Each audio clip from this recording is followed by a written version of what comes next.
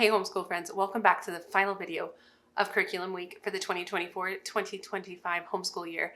So in today's video, I'm going to be sharing the curriculum I have chosen for my first graders. So these are my twins.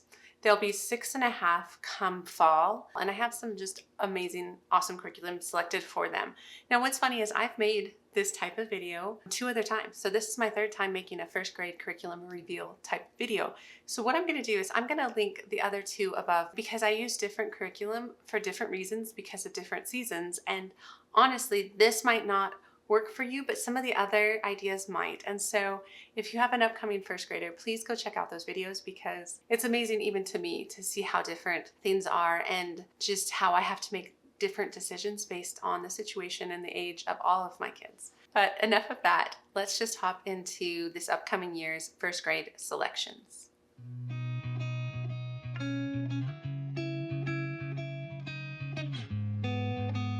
So hi, my name is Angie. Welcome to the channel. Welcome back, all the things. So in today's video, we're going to be talking all about my twins, my identical twin boys who are going to be in first grade this year. And honestly, I can't believe this is the last time I'm going to be doing first grade, but I'm really excited for them. They have been doing so well this past year, their kindergarten year, and they're just really going to keep progressing. I really haven't switched too much for them because you guys, it's working. And when it's working, I tend to just stick with it. And so let's hop into what I do have for them. The first thing I want to talk about is language arts. And in the first grade year, really language arts is phonics, right? You're really in those big learning to read years. And this year we are doing and continuing with the Abeka program. So this is the language arts grade 1. Now, before I show you all the grade 1 resources, I do want to mention that I am probably going to be pulling the K5 through because we just took our time with K5 this year and we're planning on using it through the summer, but come fall we might have 20 or so lessons I want to finish up. And to me, that's okay. I know we're going to come back to it in grade 1, very much so. Abeka is a spiral curriculum, but it goes a little faster. And so what I'd like to do is just finish out K5, maybe not all of it, but get to a really good spot. And then we'll probably honestly be able to skip or go quickly through maybe the first 10 to 15 lessons in grade 1 because it'll be reviewing some of that like alphabet sounds and stuff like that. So we have grade 1. Let me grab all the resources, the student resources for grade 1 Abeka. And so the first being, and the main one being letters and sounds 1. And this program does a lot of work with all the special sounds and circling the special sounds and even some suffix work and adding the ed or the ing. So there's a lot of things going on in this book. This is very much the phonics aspect of the program. I did pick up the letters and sounds test 1. We have been using the assessments in K5 and I think it helps me.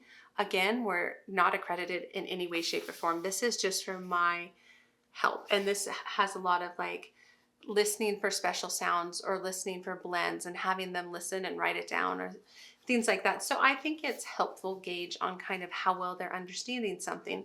The other book that goes with the language arts is Language 1. And this is working on grammar, creative writing, and reading comprehension. So this book I've always held very loosely in the past because I have used this program with both of my bigger kiddos. Not in first grade, but a little bit later on, I think in 2nd grade for them. But this has a lot to do more with practicing the grammar, more practice of filling in sentences, and as you get further on, writing sentences. So some writing involved. And that's really what I'm probably not going to be using this program for, or I haven't kind of notoriously in the past.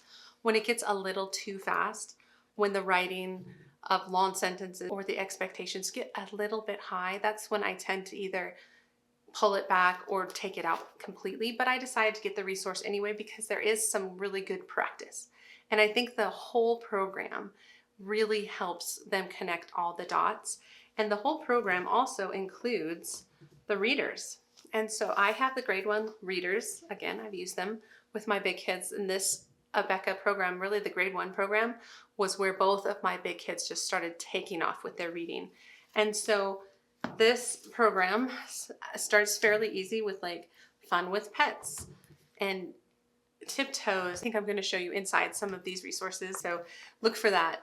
But there is a handful of readers. There's 9 main readers for the program, and they get progressively harder. And it works because it very much coincides with the special sounds and the different sound charts that we are using. And then there is also some instruction in the handbook for reading, and this does follow the charts really closely, like chart 8, for instance. So when we get to that yellow chart, we'll be using this a little bit during some of those reading times within the Abeka Grade 1 program. And I do have a whole flip through review of all of these Abeka phonics programs. I have a number of videos. I'll try and link as many as I can in case you're interested in the phonics with Abeka. But that is kind of their main program. That's really their main focus, other than the math, which I'll share with you in a second. The other thing that they do have for language arts is handwriting, of course. And so we're a Danielian family, which I say a lot. And I picked up the Grade 1 resource for them to be working on their handwriting more. I just really love that monkey tail, how it helps just them when they move to start connecting their letters. It's just really sets them up well, the Danielian style of handwriting. So they have their handwriting. So really for language arts, for first grade, there's no spelling, there's no grammar. I don't want to deal with any of that. I'm really focused on reading. You can see it, actually most of this is reading. I do have a few supplemental books, which actually as I was flipping through these, they're fairly easy. But these are the Sonlight Level 1 readers, and it's a lot of Dr. Seuss. And these are just favorites of mine. And since they are favorites, I like to use them as kind of further resources, or just to help them maybe practice reading in the evenings with their dad or something. So that's all the stuff for phonics for my first graders. Now I did decide to go with Abeka for arithmetic, and I talked all about this in a lot of my planning videos in the beginning of the calendar year, like January, February, is that I decided to continue on, and we're going to be doing Abeka Arithmetic 1 for my first graders. Here is my instructor's guide, and in this case, you can see that from K5, the instructions for numbers as well as phonics was all in one book. Now I have like 2 big instructor guides for my twins, but that's okay. I find the Abeka instructor guides to be really straightforward. It looks like a lot, but it really isn't. And again, go see some of those videos, because I actually did make a video on the arithmetic one. I just made that a couple months ago, so if you're curious about the program. But here is their work text. So this is where they're going to be working out all the problems. It's very colorful, and they've really responded well to these worksheets.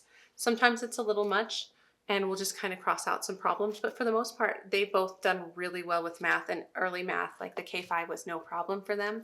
So I'm anticipating the same for grade 1, although it does kind of increase in difficulty. So we have now tests and speed drills, where there was assessments in K5, but now we have speed drills, which my kids, all of them, are a little unsure about being timed to do things like this. Like this will be like time for 1 minute to do all these problems, and it does help their facts, and I am always tempted to do it as long as it's not causing a lot of tears. And then they have the tests here for the week that are kind of a back and front situation, so that again, testing only for kind of my awareness as to their understanding. So I have all those resources. And then since I picked up the parent kit this year for math, I also do have the answer keys, which I don't have the answer keys to the phonics, but I feel like it's pretty straightforward. This is actually a little bit more helpful in my opinion. Then I don't have to do any kind of math, although it's not hard. Never mind. It's like evens and odds, and you know, I can add 38 plus 11 pretty easily, but it is here for me if I want to just line it up and check the blue answers and just make it really quick. I can do that. Same with grading the tests and stuff. I have the answer keys. I mean, I'm somewhat of an Abeka newbie, or at least I just kind of camp out on these younger years. I haven't taken it past 2nd grade, and even 2nd grade we didn't use in its entirety when I was working with my oldest.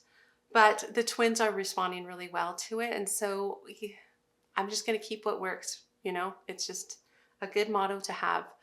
But that's what they have, and they also, as well as their brother and sister, have 1 day of enrichment program where they are dropped off and they got to pick their classes for this upcoming year. They're very excited to be in 1st grade because they get to pick what they're interested in, whether it's Legos or robotics or cooking or sewing, or I don't even care what they sign up for. Whatever they're interested in, it's just a really fun program. So we do have that. So they are getting some enrichment on top of all of this kind of schooling. And then I don't know if I mentioned this at the very beginning of the video, but obviously this is just their skills-based subjects.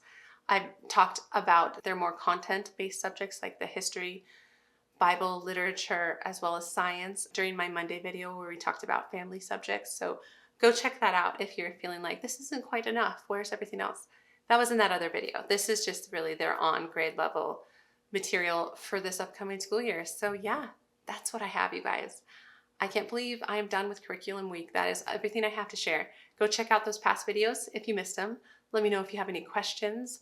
Let me know if you're also going to have a first grader and we can be in this together. But otherwise, that's what I have. Give the video a thumbs up, subscribe if you want to, and I will see you guys in the next homeschool video. All right, take care.